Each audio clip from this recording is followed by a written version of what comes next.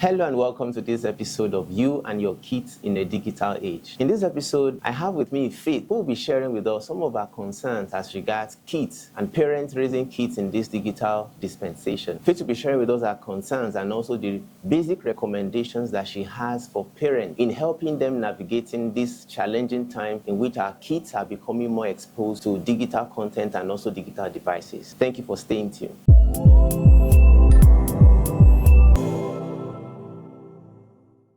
I have two concerns actually. The first concern is that interpersonal relationship with peers is being replaced. And why do I say so? These days when you see two children sitting down, it's either one is buried in his or her phone, playing games or watching cartoon that he or she does not even know about the existence of the second person sitting down beside him or her. When we were growing up, it wasn't so.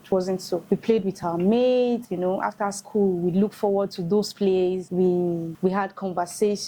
We sang, we built all these houses because I actually grew up partly in the village. All these sand houses. We had good memories. We played in the sunlight, played in the twilight, It was such a beautiful memory for us. We discussed about our future, what and who we want to become and stuff like that. But these days, the reverse is the case. So that is one of my concerns, that interpersonal relationship is being replaced as a result of these gadgets that are being placed in the hands of these children. Then the second concern I have is that these children are exposed beyond the way they should be. And why do I say that? You find out that most parents do not even censor the things their children watch. They don't even have the time to go through whatsoever they are placing into the hands of their children. The child is disturbing. Let him watch cartoon.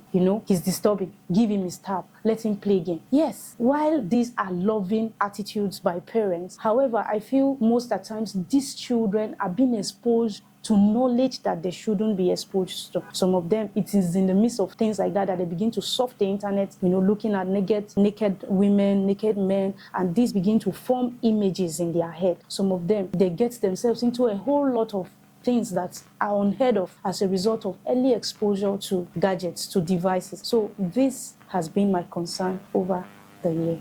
The recommendation that I will make to this is that children should be allowed to be children. Placing of gadgets in their hands too early is dangerous. I wouldn't advise any parents to do that. Allow children to grow up to a stage where they get to understand and know themselves first before you carry gadgets and put into their hands. When children have grown up to be emotionally stable, where children have grown up, to be socially stable, then you can say, okay, I'm handing devices into their hands. But if a child is just growing up as a child, where he doesn't even have control, a little bullying, you see some children, they have committed suicide. So let these children grow up into maturity before gadgets are being handed over to them. I know someone might be sitting down there and say, that's an old school thing. What you are saying is long gone. The time is long gone. My dear, if we are to safeguard the future of these children, then we should keep devices away from their hands until they reach a specific or a certain age of their life.